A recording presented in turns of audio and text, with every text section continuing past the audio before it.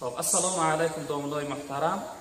درباره عالم هایی که امر معروف نمیکنند فقط خاموشند یک چیزی میگوید. خب اکنون برادر عزیز، بعض اصل واعظی، ناطقی و سخنرانی یک استعداد خدادادی است. این از روی عالمی نیست، یعنی که هر انسان واعظ و یعنی سخنران شده نمیتواند، چون که این یک استعداد یک خداوند بعضی بنده هاش یعنی این چیز میده. البته بعضی عالم های خاموشی هستند که صدها نفر انسان واعظ یعنی تربیت میکنند.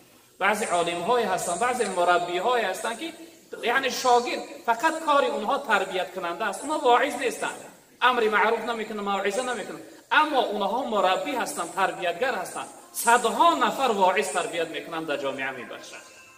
اما بعضی با شخصیت های یعنی صالح خوبی هستند که اونها کارشون فقط عبادت و ذکر هست، شاید اونها علم سواد کافی ندارن برای موعظه کردن اگر اینها را در نظر داشته باشند.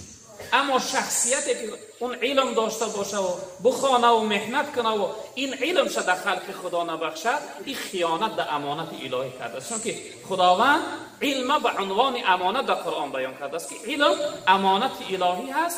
وقتی که عالم از خودش کرد باید این علم در خلق خدا برساند. پیغمبر بزرگوار صلی الله علیه و سلم گفتن که من کتم علما الجمه الله یوم القیامه بلجام من النار. هر شخصیتی که کتمان علم میکنه، یعنی علم میپوشانه، علمی که خدا داده است در خلق خدا نمیرسانش، این شخصیت خداوند در روز قیامت یک لجام از آتش دوزخ در دهانش میزده و سوی دوزخ انسان میبردن. یعنی انسانی که عالمی که علم به خلق خدا نره. حتی در روایت دیگه پیغمبر بزرگوار گفتن که من سئل عن علمی فکتمه.